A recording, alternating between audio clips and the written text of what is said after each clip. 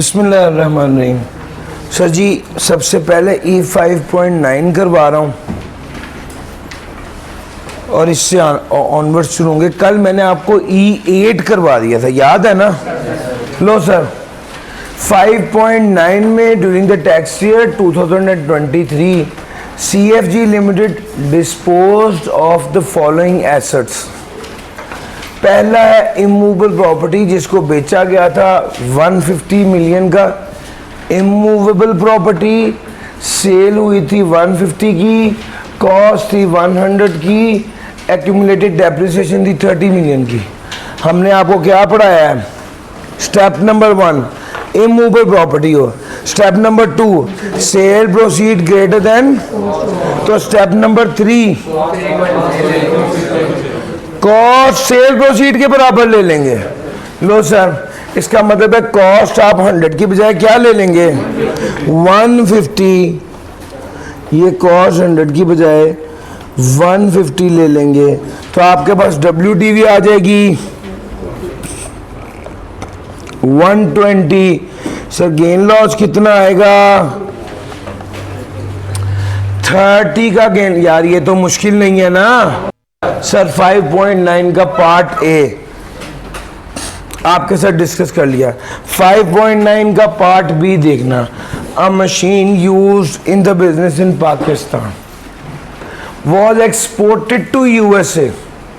Export proceed थी 45 million, cost थी 35 million, WDV थी 28 मिलियन।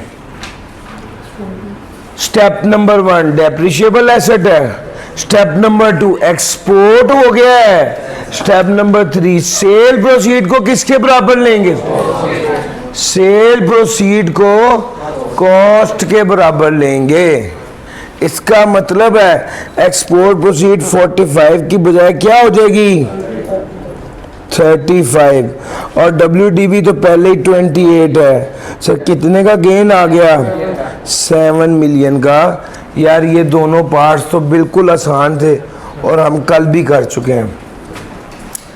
तीसरा पार्ट थोड़ा सा ट्रिकी था। 2 बसेस को बेचा कितने का है? 2.5। एक्वायर कितने का किया था? नहीं पता। टैक्स WDV कितनी थी? 2.4। सर टैक्स WDV 2.4 मिलियन की है टैक्स ईयर 2023 में, और 60% एसेट बिजनेस में इस्तेमाल हो रहा है, 40% एसेट बिजनेस में इस्तेमाल हो ही नहीं रहा। वो कहता है गेन कैलकुलेट करें। अच्छा, सेल प्रोसीड तो आ गई 2.5 मिलियन, WDV उसने आपको दी हुई है कितनी? 2.4 मिलियन। अब ये एसेट पार्टली फॉर बिजनेस और पार्टली फॉर नॉन बिजनेस इस्तेमाल हो रहा है। रूल क्या पड़ा है? अगर एसेट पार्टली फॉर बिजनेस और पार्टली फॉर नॉन बिजनेस इस्तेमाल हो रहा हो तो, और वो डेप्रिशिएबल एसेट हो, तो जब डिस्पोजल कैलकुलेट करेंगे तो WDV में ऐड कर देंगे वो डेप्रिसिएशन जो अलाउड एज डिडक्शन नहीं थी। सर ये तीसरा पार्ट, वो नक्शा बनाता था ना मैं, उसमें तीसरा पार्ट ये था, ऐड कर देंगे वो डेप्रिसिएशन जो अलाउड एज डिडक्शन। अब WDV आ गया 2.4 मिलियन का। अब इसमें ऐड करनी है डेप्रिसिएशन जो अलाउड, वो कितनी है? कॉस्ट कितनी है? नहीं पता, निकालेंगे पहले। सर जी मसला ये है, उसको निकालना। एक काम करते हैं सर, आपको ये तो पता है कि इस वक्त की WDV 2.4 मिलियन है। WDV निकली है डेप्रिसिएशन लेस होने के बाद। डेप्रिसिएशन है 15%, तो इसका मतलब है पिछले साल की WDV निकल सकती है अगर हम इसे 0.85 से डिवाइड। यार ये 85% है ना, तो भैया WDV 2022 की निकल सकती है। कैसे निकलेगी? इसको डिवाइड बाय 0.85 कर दे, जरा कीजिए। 2.82। सर डेप्रिसिएशन कितनी बनी? 0.42। ये डेप्रिसिएशन है। इसमें से अलाउड कितना था?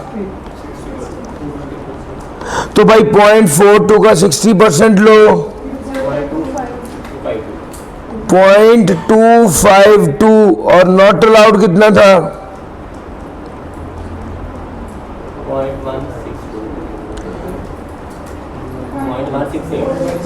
0.17 कर लूं? यार मेरी बात समझ आ रही है? मैं उसको इसी फिगर को पकड़ के पीछे कॉस्ट तक लाना चाह रहा हूं। खरीदा 2021 में है ना, अब उसने खरीदी भी व्हीकल है, मैं समझ आ गया इसमें इनिशियल अलाउंस का सीन नहीं है, अनलेस वो खुद ना कह देता। तो आपको तो पता है ना, vehicle not applying for hire eligible depreciable asset नहीं होता, और उस पर इनिशियल अलाउंस। अच्छा जी, अब WDV 2022 की आ गई 2.82, उसमें से डेप्रिसिएशन निकाली, उसमें से अलाउड भी निकाल लिया और नॉट अलाउड भी निकाल लिया। उसके बाद आ जाए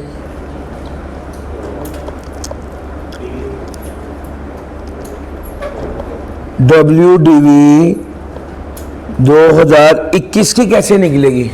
जिस तरह 22 की निकली है, इसको भी डिवाइडेड बाय 0.85 कर दे।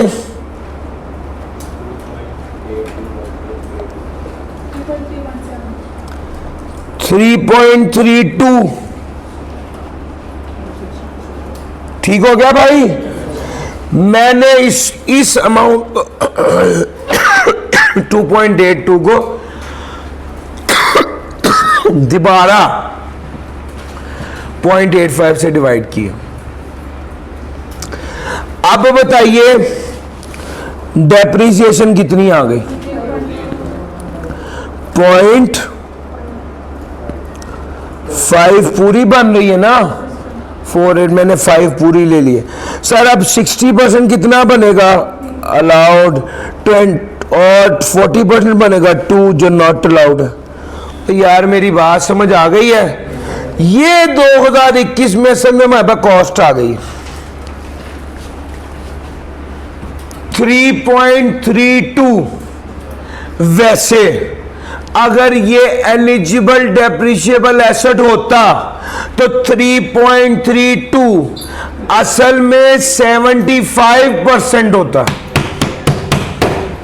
और यार बात भी कर रहे हो भैया, मैं तो यही देख रहा हूं कैसे कैसे परसेंटेज निकाल के आप निकालते हो, मैं रिवर्स वर्किंग कर रहा हूं।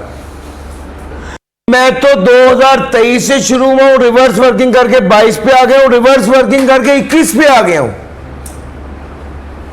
अगर ये मुझे कहता है ये एलिजिबल डेप्रिशिएबल एसेट है, कॉस्ट निकाले तो मसला ही नहीं था।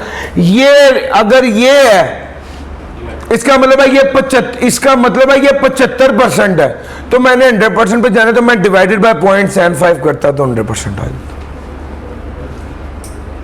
कैसे? क्या समझ आ गया है? सर जी उसने मैं कहा है सेल प्रोसीड। आपको ये बात मैं पहले बता चुका हूं, शायद अगर भूल गया हूं तो अब बता देता हूं। अगर asset partly for business and partly for non business इस्तेमाल हो रहा हो तो इनिशियल अलाउंस का क्या होता है? इनिशियल अलाउंस हमेशा पूरा ही अलाउ होता है। इनिशियल अलाउंस को तकसीम नहीं करते 60, 40, 70, 30। मेरी बात समझ आ रही है? इनिशियल अलाउंस हमेशा पूरा ही अलाउ होता है। लो सर, डेप्रिसिएशन नॉट अलाउड देखना कितनी बन गई है? 0.2 प्लस 0.17। जी भाई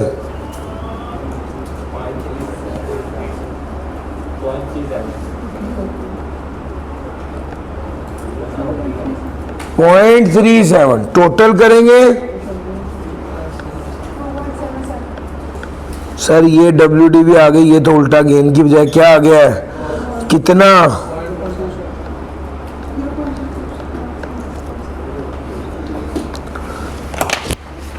सर जी समझ आई है? इसमें सही बात तो ये है कि इसमें जो ट्रिकी पॉइंट था वो मैथ थी, वो टैक्स नहीं था, मैथ थी। आपके पास 2.4 गिवन था, आपने वर्क बैक करना था 1 साल, फिर दूसरा साल वर्क बैक करना था, फिर कैलकुलेशन करना। हम जो कोर्स है उसको हम 100 के इक्वल ले लेते हैं, उससे हम 2 साल की डेप्रिसिएशन माइनस करके WDV निकाल लेते हैं और उसको उसकी भी परसेंटेज पे डिवाइड करके वैसे भी हम लोग कर सकते हैं। कॉस्ट में काफी पहले सभी कॉस्ट ये जरा छोटा रास्ता है, ये थोड़ा सा छोटा स्मार्ट तरीका है कि यार एक चीज है डेप्रिसिएशन लेस हुई हुई तो इसका मतलब ये 85% है, उसको 100% पे ले जाओ।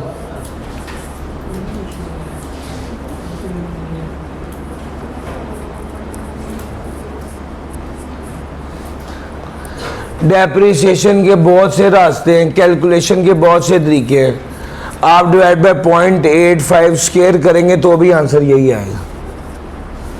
तो मैं बहरहाल उस चक्कर में जाने की बजाय आपको मैंने बता दिया, जो आपको स्मार्ट वर्किंग लगे वो कर सकते हैं। इसमें डेप्रिसिएशन नॉट अलाउड आपने निकालना है और वो शो कर देना उसके नंबर। सजी पॉइंट समझ आ गई है? 5.9 ये था सर।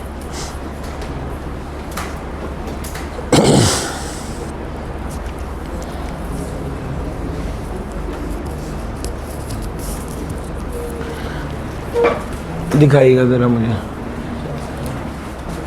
मैं देखना ये चाह रहा हूं कि आपको किताब का सलूशन देख के नहीं समझ आया था।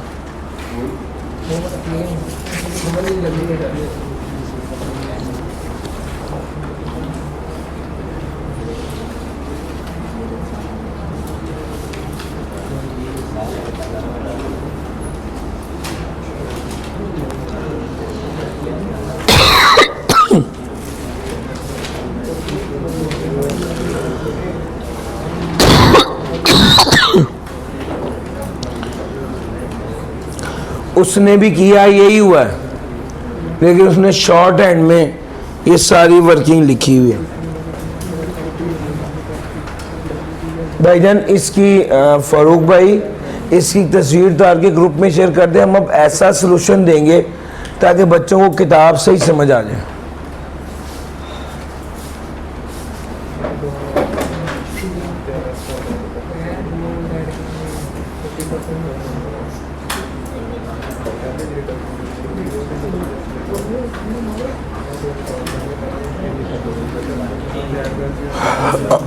किताब में भी आपने मार्क कर देना और ये भी तस्वीर भी ग्रुप में भेज देनी।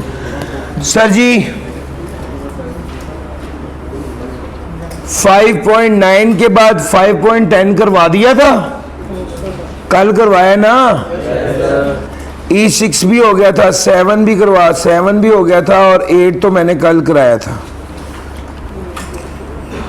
सर जी E9 में 9.1 कराया था, 9.2 और 3 सिंपल इमूवेबल प्रॉपर्टी की गेन थी। 9.4 बुरे वाला, सर ये वाला सवाल मैंने क्लास में कराया था। 9 सर E10, सर जी ये भी डिस्कस कर लेते हैं। वैसे ये बिल्कुल सिंपल क्वेश्चन है, लेकिन mister A is constructing the office building. वो कहता है लेबर 2 लाख की, ब्रिक सीमेंट 9 लाख का, पेमेंट टू इंजीनियर 1 लाख की, कंस्ट्रक्शन ऑफ द ऑफिस। उसने लोन लिया है फॉरेन करेंसी में 13,000 का, डॉलर रेट 100 था। First payment of the loan थी $1,000। जिस दिन पेमेंट हुई ड्यू डेट वाले दिन डॉलर रेट क्या हो गया? 102 हो गया। सर जी 102 यानी आपने पहली तो बात है ये सारे ऐड कर लेने, 9 और 1 10, 10 और 2 12। अब जो डॉलर की फ्लक्चुएशन की वजह से लायबिलिटी फ्लक्चुएट कर गई है, उसकी वजह से कॉस्ट भी बढ़ जाएगी। यस और नो? 1000 मल्टीप्लाई बाय 2, 2000 से कॉस्ट बढ़ जाएगी और इस केस में कॉस्ट ऑफ द एसेट होगी 1202000। 1202000 देखिए यही बन रही है सर। 10.2 यार पिछले सवाल की समझ आ गई है? हाँ ना कर दो यार। लो sir, mister A is engage in the construction business. Cost 100 million की, इंपोर्ट चार्जेस है, मशीन अराइव हुई है 1 जुलाई को, फ्रेट चार्जेस हैं, गवर्नमेंट ने ग्रांट दे दी है 10%, 5 लाख रुपए फाइन भी पड़ गया है, 1 लाख रुपए इंस्टॉलेशन ऑफ मशीनरी है, 20,000 रुपये स्टाफ को पार्टी दी है। सर वो कहता है the machinery installed on 1 January 2023 but it is still not available for use. It becomes available for use on 1 March 2023। Calculate cost and tax WDV of machine as on June 30, 2023। जी भाई sir क्या क्या चीजें शामिल होंगी discuss ही कर लेते हैं, जरा इधर तवज्जो दे दे तो ये डिस्कस कर लेते हैं। कॉस्ट शामिल होगी, इंपोर्ट चार्जेस, फ्रेट, सर जी जो ग्रांट मिली है 10 मिलियन की, ग्रांट शामिल 100 मिलियन का 10% लेस कर देंगे। सर 5 मिलियन फाइन पे किया है, मशीन सी पोर्ट पर पड़ी हुई थी, सर ये इंसिडेंटल खर्चा था, ये सर ऐड होगा कॉस्ट में। सर जी 1 लाख रुपया इंस्टॉलेशन ऑफ मशीनरी है, ये भी ऐड होगा, लेकिन ये जो स्टाफ को पार्टी दी है सर जी उसके बाद क्या आ गया, ये सारा ऐड कीजिएगा सर।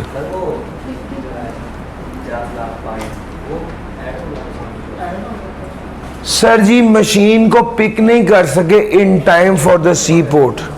सर जी अब इसमें 2 पॉइंट है, क्या ये कानून की खिलाफ वर्जी की है?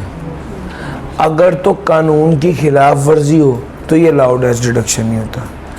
अच्छा दूसरे नंबर पे ऐसे होता है कि जैसे मशीन बहुत बड़ी होती है और उसको कैरी करने के लिए फौरी तौर पर अरेंज नहीं हो पाती कोई कन्वेंस, तो ये एक नॉर्म होता है कि इतना खर्चा हो जाना, तो वो ऐड कर दिया जाता है। दूसरे केस में अगर ये इदारे की गफलत की वजह से हो तो फिर ऐड नहीं होता।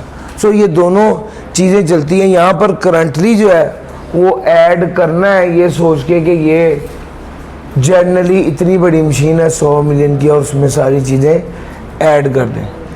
लो सर दिखाइएगा भाई।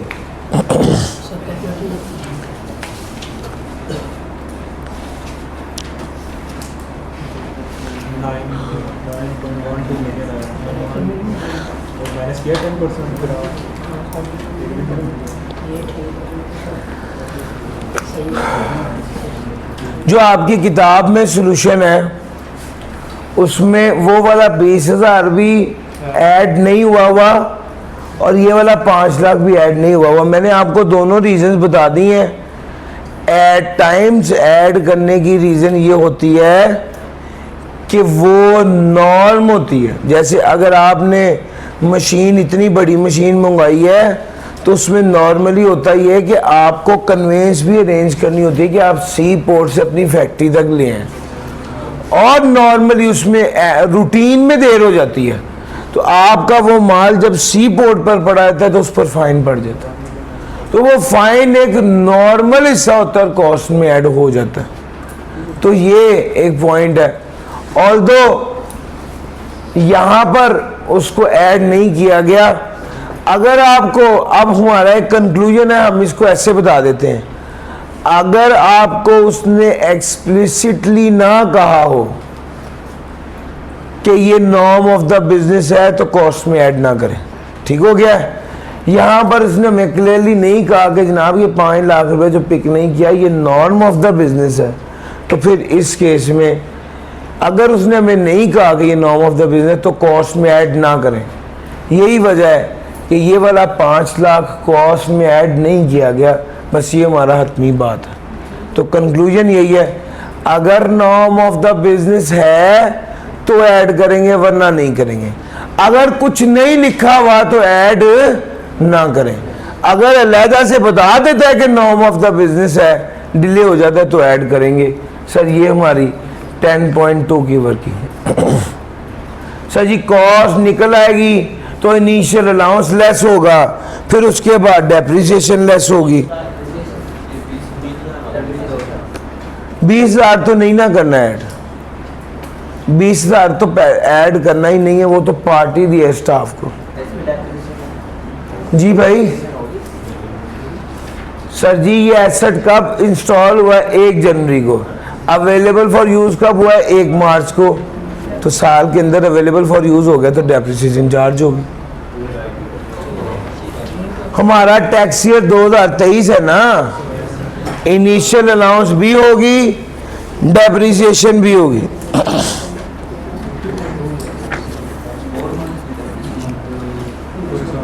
डेप्रिसिएशन महीनों की नहीं होती, या होती है या नहीं होती। Full in the year of purchase, nil in the year of sale. Sir जी 10.3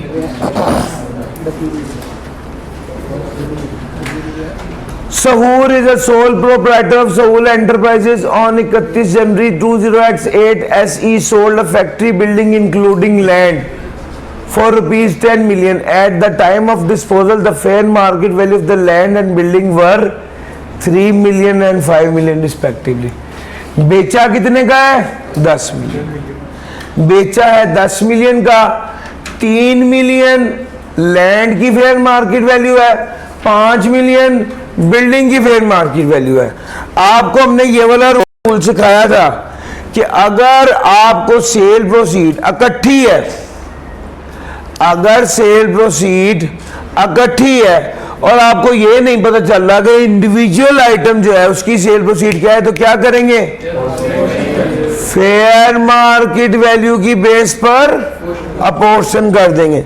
जरा करके देखते हैं, ये बड़ा अच्छा सवाल है, इसको जरा अच्छे से करना है क्योंकि इसमें काफी बातें छुपी हुई हैं। सर जी 10 मिलियन है, लैंड की कितनी है? सर सेल प्रोसीड क्या है? 10 मिलियन। कॉस्ट क्या है? लैंड की कॉस्ट कैसे? Sir cell proceed total 10 million है, आप मुझे बताइए लैंड की सेल प्रोसीड क्या है?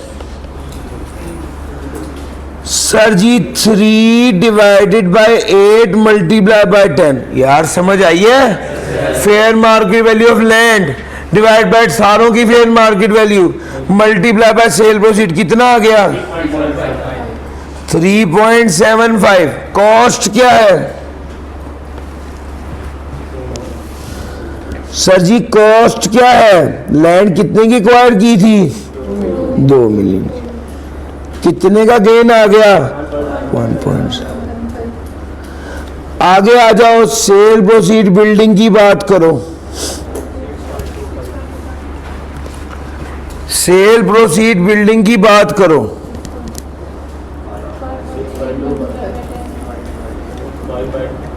सर जी 5/8 मल्टीप्लाई बाय 10। यार ऐसे ही निकालेंगे ना? कितना बन गया?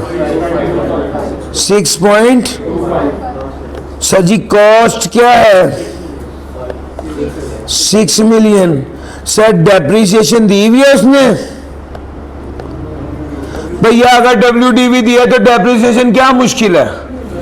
6 में से 5.4 लेस करें, 0.6 की एक्यूमुलेटेड डेप्रिसिएशन है। अब यहां पर रुक जाएं और सोचें कि बिल्डिंग है, स्टेप नंबर 1 इमूवेबल प्रॉपर्टी है, cell proceed greater then cost है, तो कॉस्ट को किसके बराबर ले लेंगे? कॉस्ट को सेल प्रोसीड के बराबर ले लेंगे। अच्छा जी, कितना आ गया? 5.65। कितना गेन आया? 0.6। किसके बराबर? यार मुश्किल तो नहीं है। वो कहता था टैक्सेबल इनकम बताएं, ये बिल्डिंग इनकम फ्रॉम बिजनेस में आएगी। लैंड की बात करें तो क्या ये कैपिटल एसेट है? सर जी, लैंड कैपिटल एसेट है या नहीं? यस। ना डेप्रिशिएबल है, ना अमोर्टाइजेबल है, ना पर्सनल मूवेबल एसेट है, ना इन्वेंट। ये कैपिटल एसेट है। स्टेप नंबर 2 डिस्पोजल है। यस। इमूवेबल प्रॉपर्टी सिक्योरिटी या अदर? इमूवेबल प्रॉपर्टी गेन या loss? Gain sir. Holding period देखकर सेपरेट ब्लॉक आइटम के तौर पे टैक्स करेंगे। सर जी मेरी बात भी की है। देखने में इतना सादा सा सवाल था, लेकिन उसने बातों बातों में आपसे कैपिटल गेन भी उगलवा लिया सारा, और वो बुनियादी रूल भी पूछ लिया। Sir this was 10.3। Pass paper में बिल्कुल इस तरह का ही सवाल आया हुआ।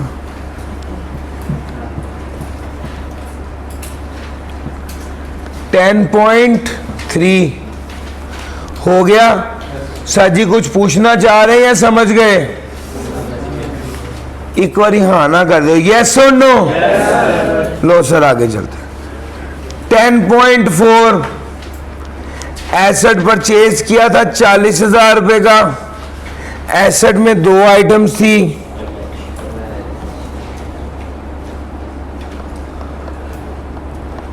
एक था एम, एक था एच।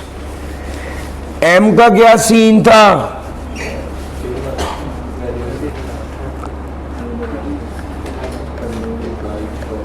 $35,000। और एच का? सर ये फेयर मार्केट वैल्यूज उसने दे दी हैं। अब कंपोनेंट एम को बेच दिया, आप कॉस्ट बताइए। तो भैया fair market value at the time of disposal की बेस पर कॉस्ट निकल आएगी 35,000 डिवाइडेड बाय 45,000 मल्टीप्लाई बाय 40,000। जी भाई,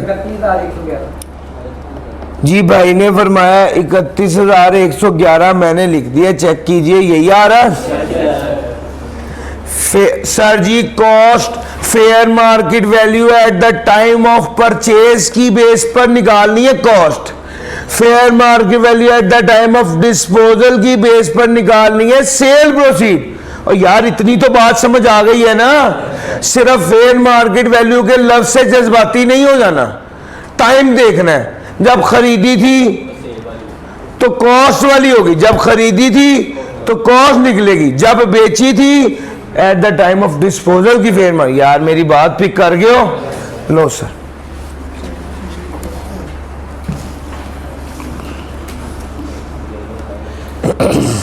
$10.4 मैं करवा चुका आपको।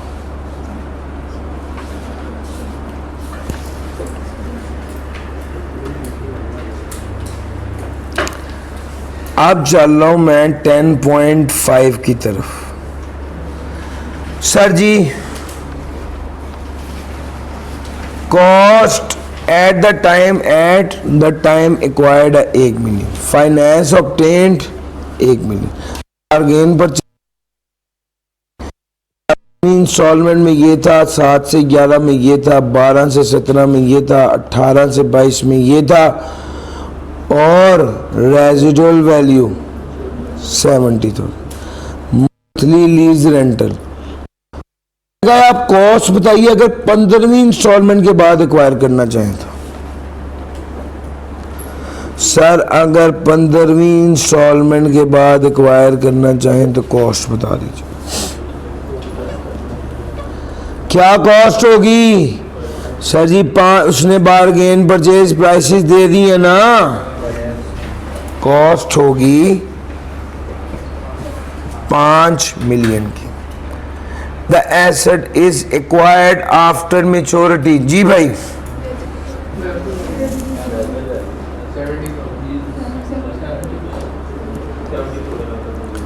Asset is acquired after maturity.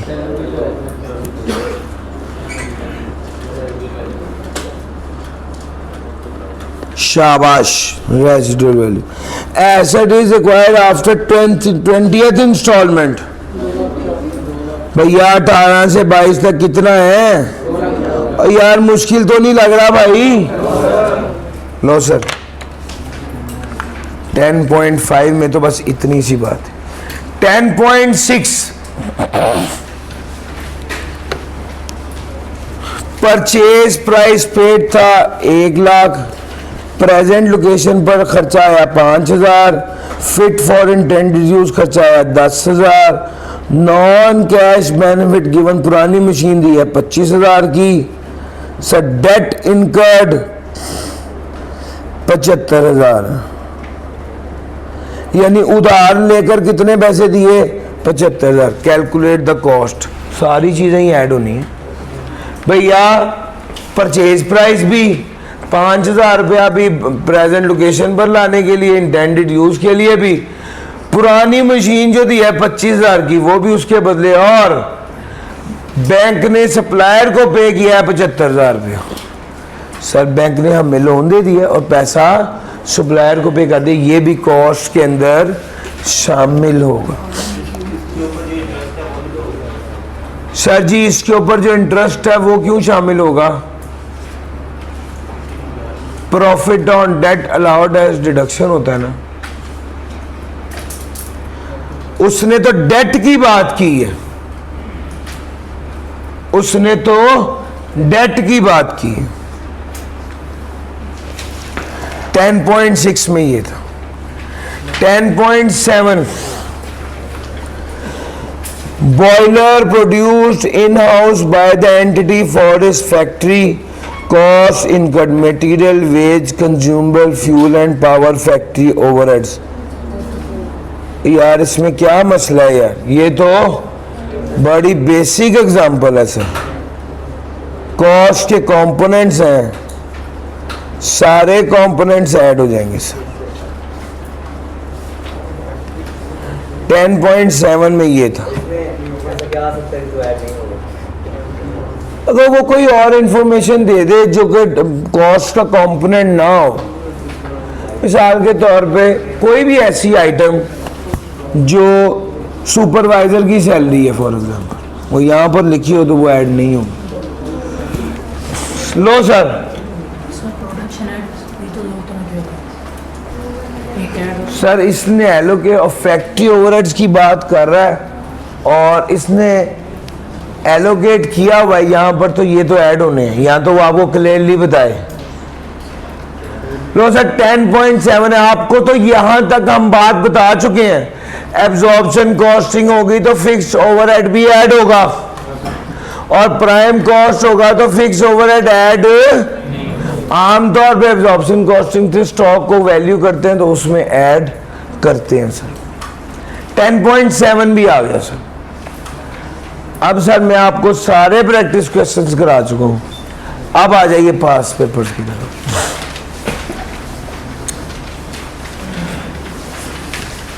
Income tax ordinance 2001,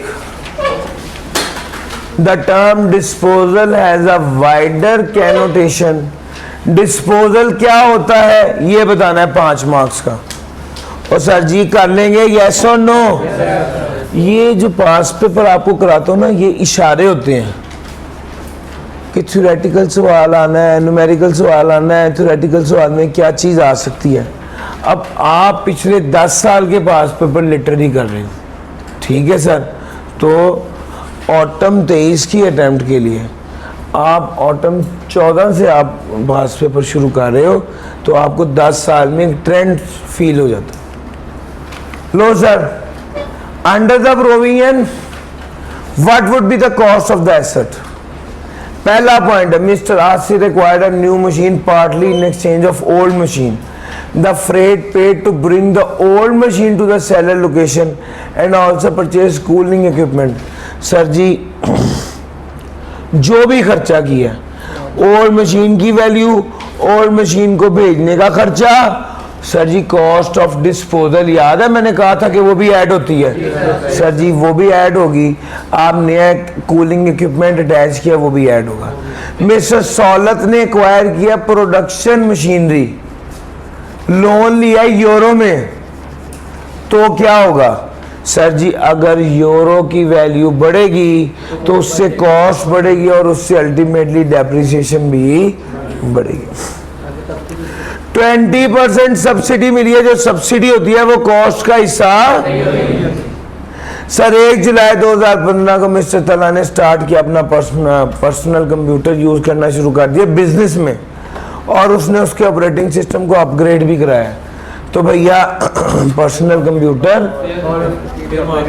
की fair market value plus upgradation cost, ये कॉस्ट बनेगी। राही ने फर्नेस कंस्ट्रक्ट की है, सर जो फर्नेस भी कंस्ट्रक्ट की है वो कॉस्ट का हिस्सा बनेगी जितने का भी खर्चा हो। सर जी पुराना, काफी पुराना सवाल है, 12 नंबर का। अगर आज ये सवाल है तो मेरे हिसाब से 4 नहीं तो मैक्सिमम 6 मार्क्स का है, ये काफी पुराना सवाल।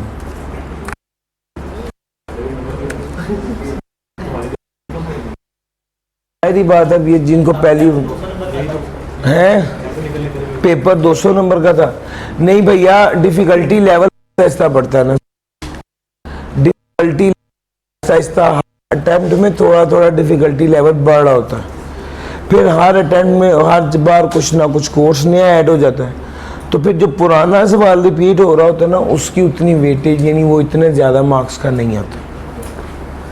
अगर 6 नंबर का भी आए तो भी फ्री के नंबर है। Akram has recently establish an advertising agency. आसान अल्फाज में वो कह रहे हैं एंटरटेनमेंट एक्सपेंडिचर की डिडक्शन अलाउ होगी किन शराइत पर। कॉपी पेस्ट है, रट्टे वाला सवाल है, 7 नंबर का आया था 2016 में। सर जी ये मिनिमम टैक्स रिजीम का सवाल है, इंशाल्लाह कल मिनिमम टैक्स रिजीम हमने आपको करा देनी है। Question number 5 disposal of asset दोबारा आया हुआ है 5 मार्क्स का। क्वेश्चन नंबर, बस अब इधर देखो यार ये सवाल काम का। Server enterprises sold N immovable property for ₹50 million. Cost of the immovable property था 30 मिलियन, टैक्स डेप्रिसिएशन थी 6 मिलियन अलाउ की गई है। जरा बताइए सर ये कर सकते हैं? Step number 1 immovable property, step number 2 sale proceed greater then, step number 3 cost को सेल प्रोसीड के बराबर ले लेंगे। सर मुझे तो लगता है ये सवाल आपको 1 मिनट के अंदर कर लेना चाहिए।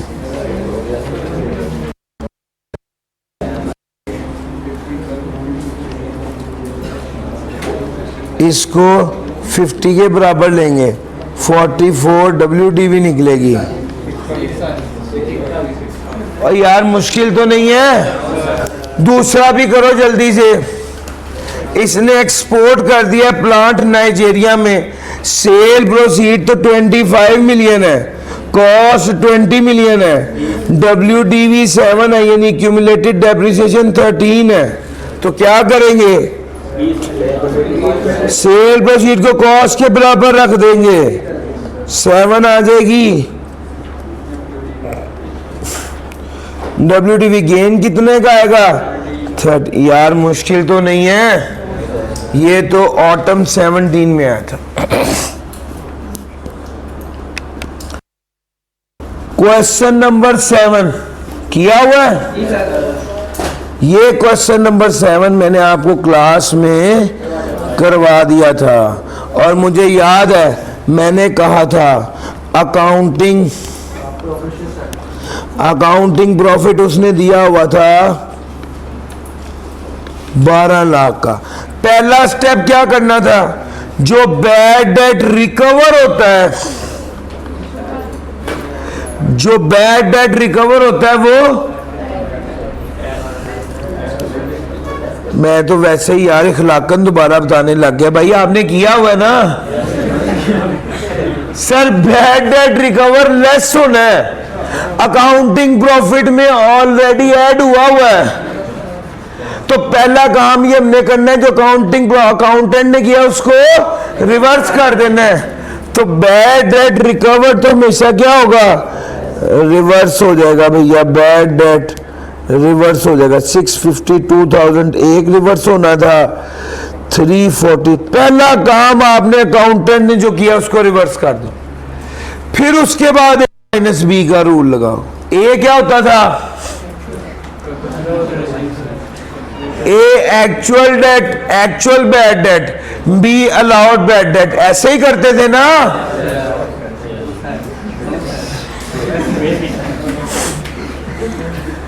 यार मेरी बात सुनो, मैं इससे कम का मिड नहीं बना सकता। मैंने ऑफिशियली भी नहीं बताया उनको कि मैंने सिर्फ 2 चैप्टर्स का मिड लेना है। मिड 2 चैप्टर का नहीं होता। पहले वो कहते थे, पहले जो स्टैंडर्ड है वो ये है कि 100 नंबर्स का मिड हो फुल फ्लैज। मैंने कहा नहीं यार, 50 नंबर का होगा और सिर्फ हेड्स ऑफ इनकम होंगे। आपको क्लास के अंदर ये बताया कि यार अंदर की रिपोर्ट ये है कि सिर्फ 2 चैप्टर आएंगे। अब वो 2 चैप्टर तो यार तैयार करो यार, इतना तो करना बनता है। बजाय इसके कि मैं आपको 5 चैप्टर दे दूं या आपको ऑफ करके और उसके बाद ये नतीजा निकले कि यार कह देना कि 1 माह से मैं डाइटिंग कर रहा हूं, क्या लूज किया, कहते हैं 1 माह लूज किया कि मैं 1 हफ्ता ऑफ करके आपको को भी हाँ क्या तैयार किया, कहते सर मैं घर से हो आया हूं। मेरी बात समझ आ रही है। मैं उसके लिए आपको डिटेल से सारे प्रैक्टिस क्वेश्चन चीजें करा रहा हूं और सिर्फ 2 चैप्टर्स के हैं, ये तैयार करो यार। 25 मार्क्स से कम का आपको बिजनेस में से आगे तो मुझे आगे जरूर बताना यार, आना है। चूंकि एओपी का जो न्यूमेरिकल होता है उसमें भी बिजनेस की एडजस्टमेंट्स होती हैं, तो न्यूमेरिकल तो बिजनेस का आना ही आना है 20 नंबर का, चाहे वो एओपी का हो चाहे वो। तो भी यार अल्टीमेटली क्या कैपिटल गेन में 5 नंबर का भी आएगा, 25 नंबर का पेपर लाजमी आ जाएगा। सर मैं बार बार कह रहा हूं आप कुछ ना करें, आप सिर्फ बिजनेस और कैपिटल गेन कर लें। ठीक हो गया, ये वाला एरिया तैयार कर लो, आपकी मेहरबानी है। ठीक है, चूंकि ये वाला एरिया मैंने क्लास में कराया, मैंने तो वैसे ही कहा चलो मैंने करा दिया बस, चलो एक हल्का सा आपको पॉलिश करके आगे दिखा। आप तो भाई पूरे ही तैयार हैं कि ये वाला सवाल पूरा करवाएं दोबारा। बहरहाल ये सिर्फ कह रहा हूं, आज जुमेरात है,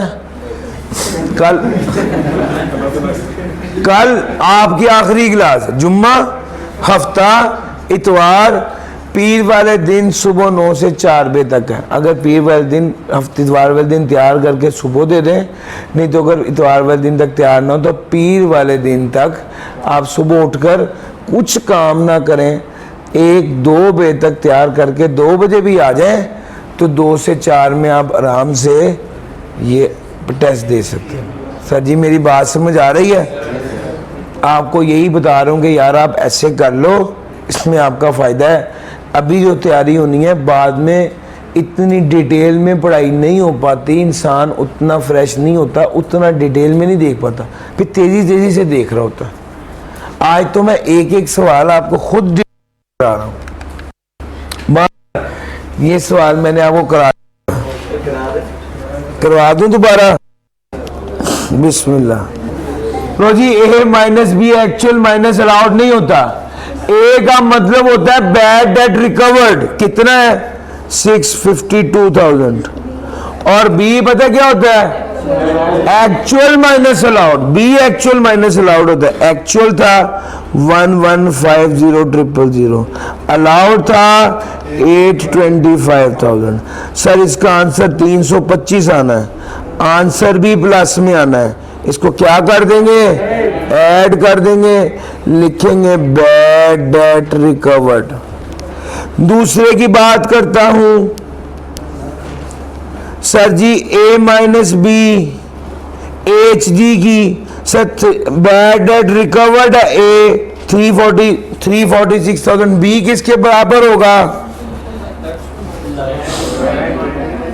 actual minus what is actual 925,000 what is allowed जी कितना आ गया सर? ये 339 आ रहा है माइनस में, देखना इतना ही आ रहा है। 339 आना है माइनस में, इसको बैड डेट लिखेंगे जी भैया। पहले का 327 आ रहा है, 3,27,000 आ रहा है, 3,27,000 है भाई, ठीक है 3,27,000 कर लें जी। और इस टोटल का आंसर आना है 190 प्लस में, जरा देखिएगा यही है। तो भैया ये सारे सवाल आपने खुद हल करने हैं। एक बार आराम से थ्योरेटिकल पोर्शन करें और साथ के साथ प्रैक्टिस क्वेश्चन तैयार करते रहें, फिर एक बार सिर्फ प्रैक्टिस क्वेश्चन करना।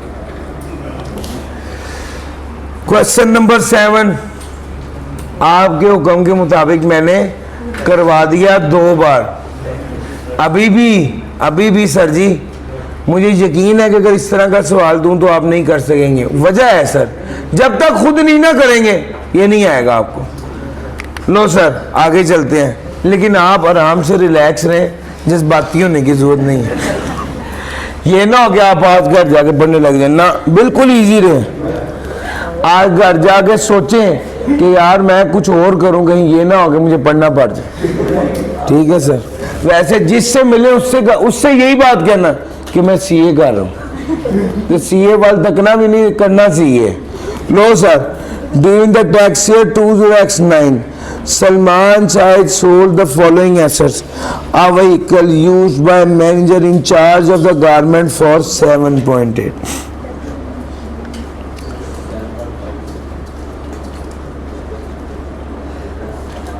ये सेल गाड़ी है 7.8 मिलियन की, खरीदी कितने की थी? 8.1 मिलियन की। वो कहता है आप बताइए गेन लॉस कितना आएगा? अलाउड कॉस्ट कितनी है? एक्चुअल कॉस्ट कितनी है? सेल प्रोसीड कितनी है? जरा बताइएगा। Sale proceed as per tax rule जी भाई 7.22। सर जी WDV कैलकुलेट करेंगे,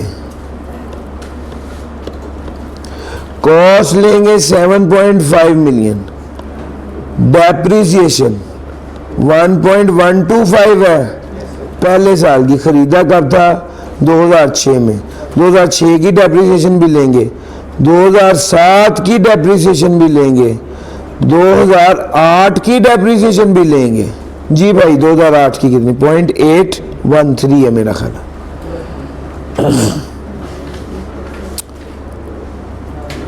सर जी 7.5 माइनस 1.125 माइनस 0.956 माइनस 0.813 जी 4.606।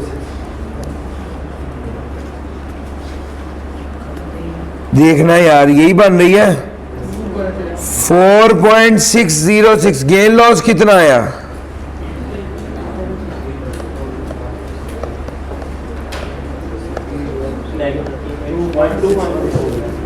2 पॉइंट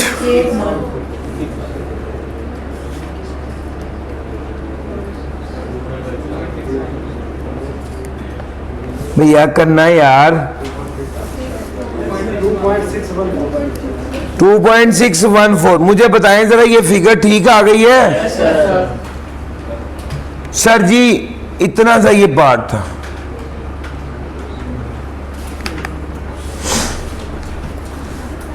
क्वेश्चन नंबर 9 पहला पार्ट।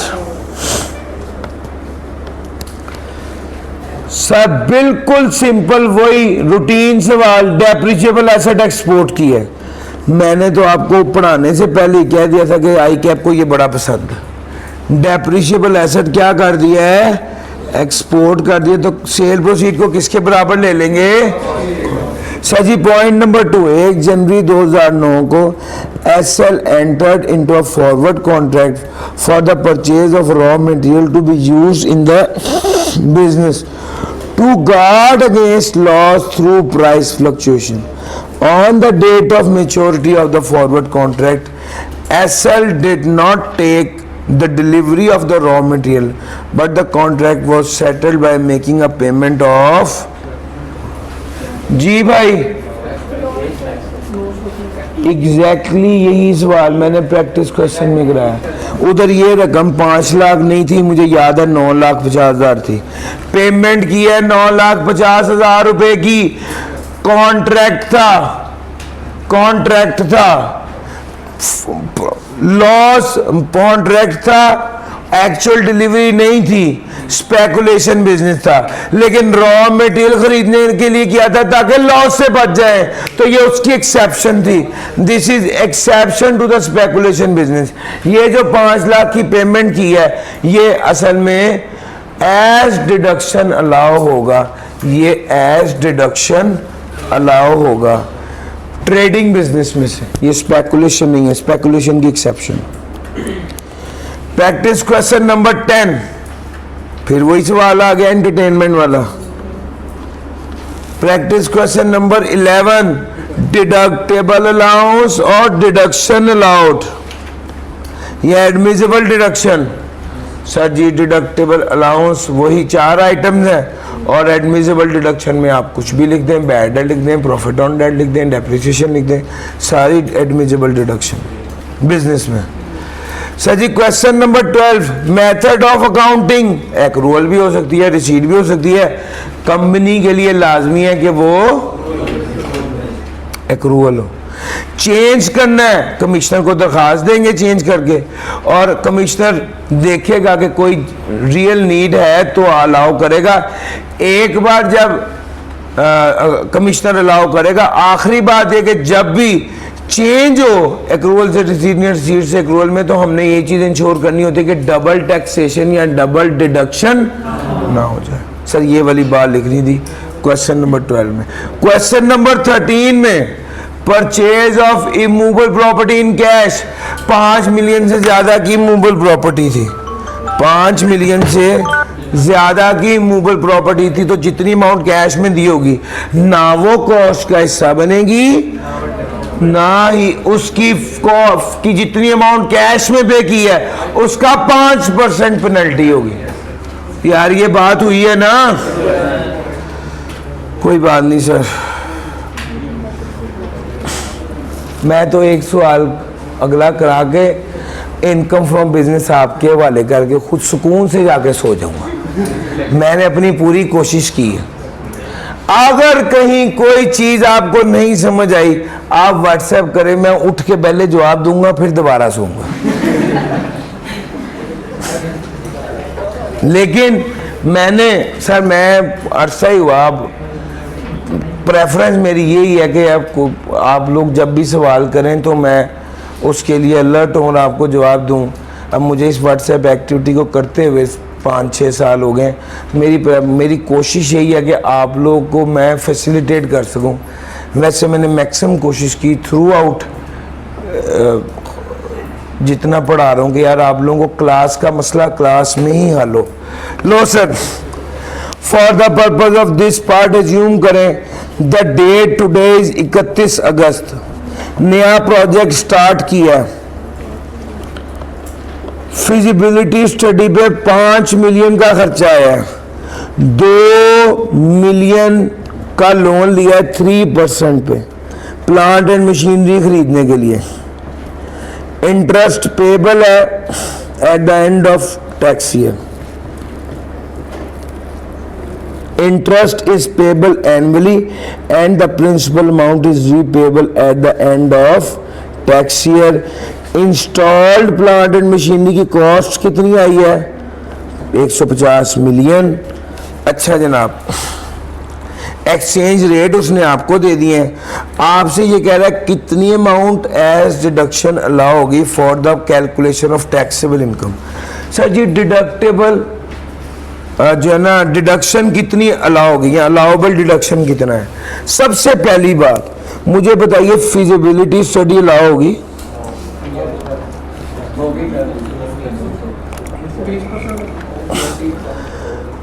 बिस्मिल्लाह।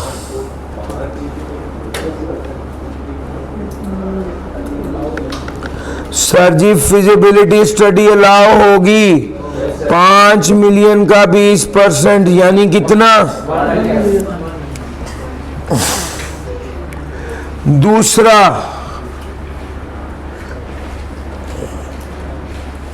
दूसरा क्या है जनाब? इंटरेस्ट।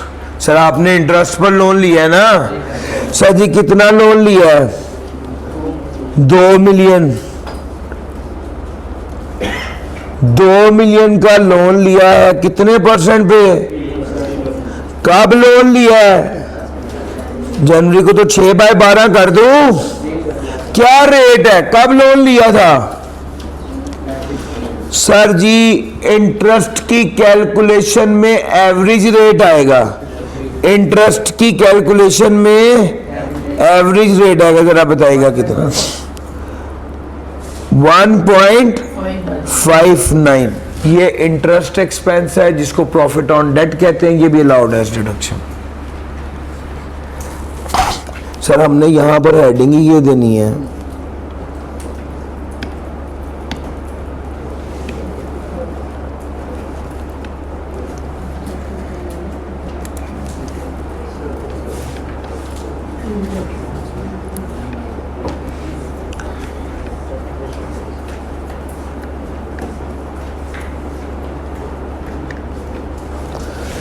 अच्छा जी क्या इसकी डेप्रिसिएशन अलाउ होगी जो मशीन इंस्टॉल कराई है? सर मशीन 14 मार्च को इंस्टॉल हो चुकी थी, क्या डेप्रिसिएशन अलाउ होनी है? क्या इनिशियल अलाउंस अलाउ होना है? तो कॉस्ट क्या है यार? कॉस्ट लेंगे तो डेप्रिसिएशन लेंगे ना। सर जी कॉस्ट तो 150 मिलियन है। डॉलर सर दिरहम की फ्लक्चुएशन से लायबिलिटी फ्लक्चुएट होगी, उससे कॉस्ट यस और नो? सर जी देखना आपने जब लिया था तो 50 का था, अब कितने का होगा? ईयर एंड पे 55 का।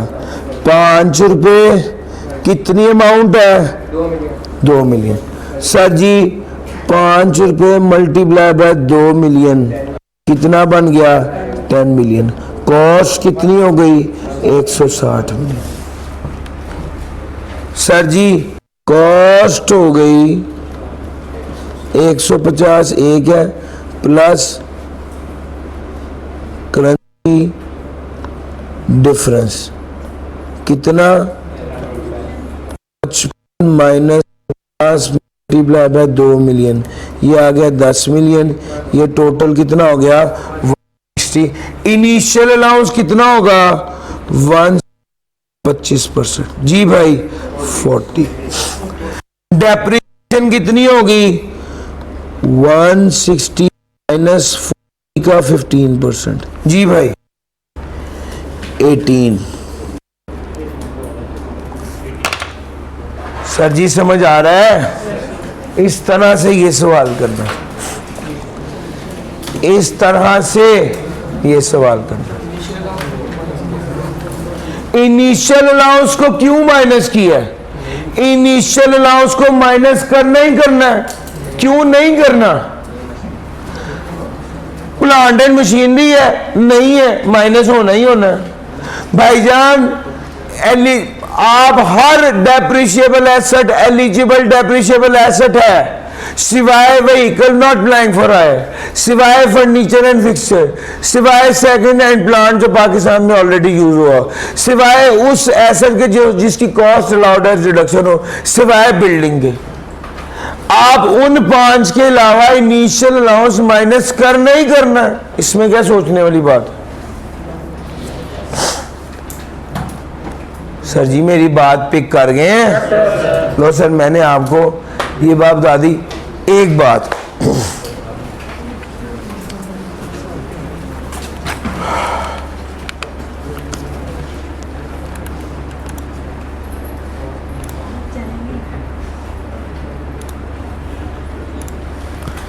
आप लोगों के पास जब भी पेपर में भी न्यूमेरिकल आए, अभी परसों टेस्ट होना उसमें भी कोई, हम आपको एग्ज़ाम लेवल का न्यूमेरिकल नहीं टेस्ट कर रहे, लेकिन इतनी अंडरस्टैंडिंग एज्यूम कर रहे हैं कि हमने आपको काउंटिंग प्रॉफिट दिया होगा, आप अकाउंटिंग प्रॉफिट से शुरू करेंगे।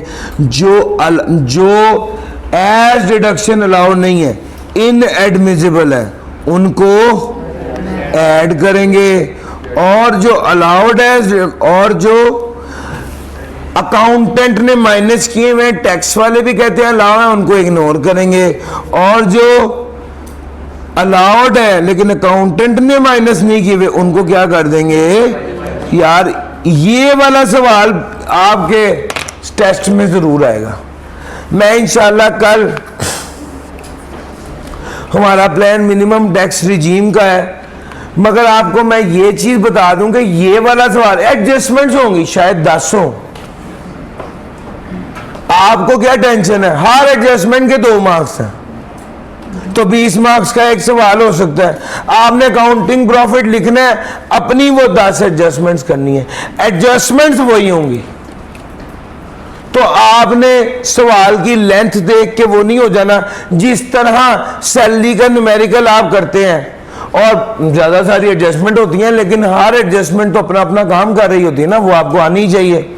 इसी तरह यहां पर भी एडजस्टमेंट्स होंगी, तो उस सवाल से आपने परेशान नहीं होना, अकाउंटिंग प्रॉफिट से शुरू कर देना, जो जो आता है वो करें।